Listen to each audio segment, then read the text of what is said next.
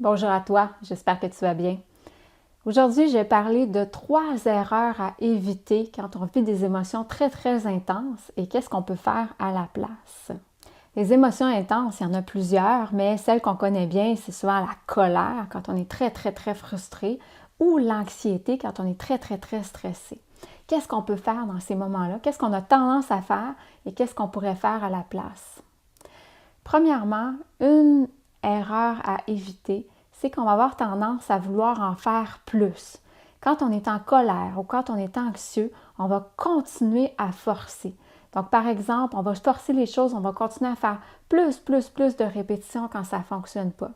Ou on va prendre plus de risques en match ou en compétition pour rattraper nos erreurs, par exemple. Ou si on est en conflit avec quelqu'un, on va argumenter davantage pour essayer de faire entendre notre point de vue.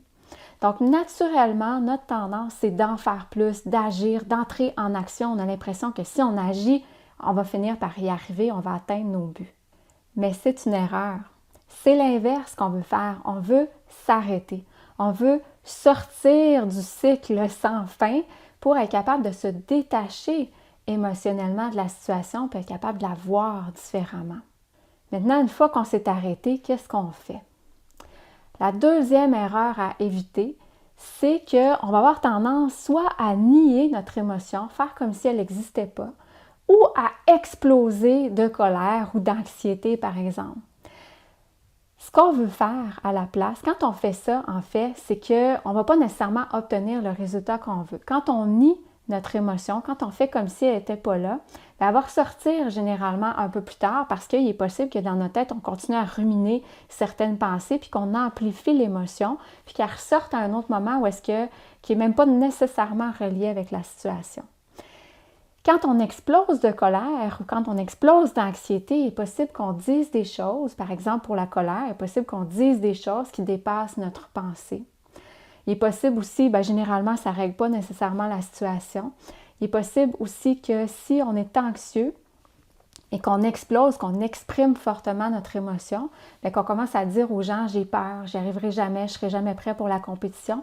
Puis notre but, c'est un peu de recevoir des pensées réconfortantes, peut-être des paroles réconfortantes pour se sentir un peu plus sécure. Mais ça va être temporaire. Ça va fonctionner, ça va nous sécuriser un temps, puis après ça, l'anxiété va revenir, le stress va revenir. Donc, qu'est-ce qu'on veut faire? On ne veut pas nécessairement faire comme si l'émotion n'était pas là. On ne veut pas non plus exploser. Ce qu'on veut, c'est ressentir l'émotion.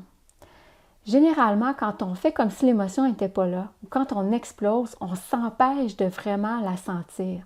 On entre en action et ça nous empêche de penser à ce qui se passe à l'intérieur de nous, ça nous empêche de le ressentir réellement.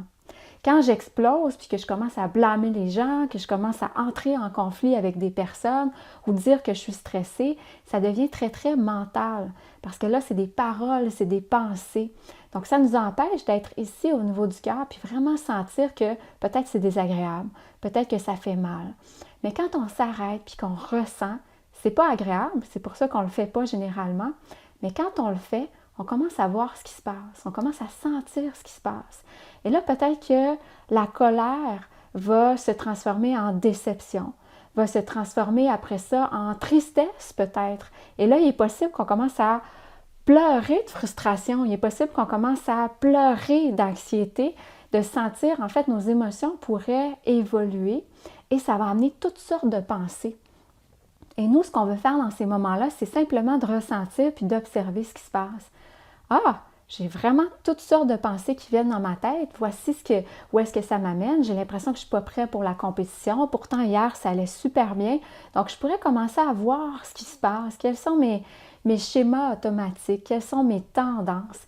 Et quand je commence à comprendre ça et que je vois que ça revient constamment d'une fois à l'autre, même si c'est avec des personnes différentes ou dans des situations différentes, mais je commence à voir le schéma. Je commence à voir ce qui se dessine.